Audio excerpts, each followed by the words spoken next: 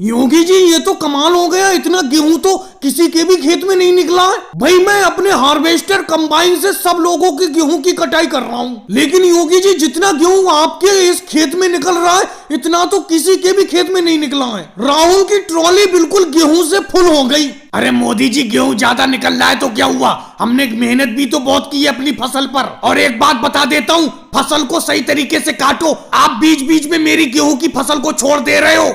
योगी जी इससे ज्यादा गेहूं मैं अपनी ट्रॉली में नहीं भरूंगा, मेरी ट्रॉली बिल्कुल गेहूं से फुल हो गई। किसी दूसरे की ट्रॉली मंगाओ, बाकी गेहूं उसकी ट्रॉली में भर देना। फिलहाल मैं तो इतना ही गेहूं भरूंगा, नहीं तो मेरी ट्रॉली के टायर उयर फट जाएंगे।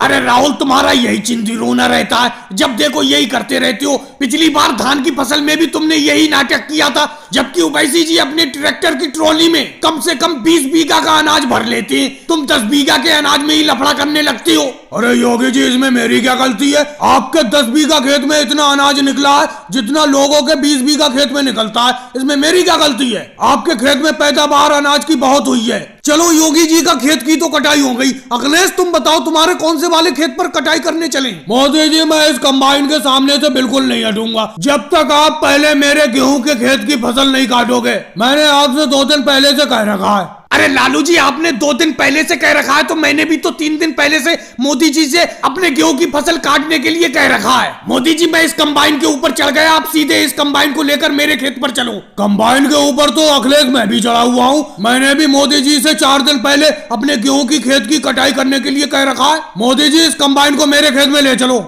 अरे तुम सब लोगों ने अजीब दुविधा में मुझे डाल दिया है। ये देखो लालू जी मेरे हार्वेस्टर कंबाइन के सामने खड़े हुए हैं और तुम दोनों लोग कंबाइन के ऊपर चढ़े हुए हो। भाई एक एक करके ही तो आपके गेहूं के फसल की खेतों की कटाई हो सकती है, एकदम थोड़ी सबकी फसल काट दूंगा मैं। लालू जी पहले मैं अखिलेश के गेहूं की फसल की कटाई करूंगा, फिर केजरीवाल के गेहूं की फसल की, उसके बाद आपका नंबर आएगा।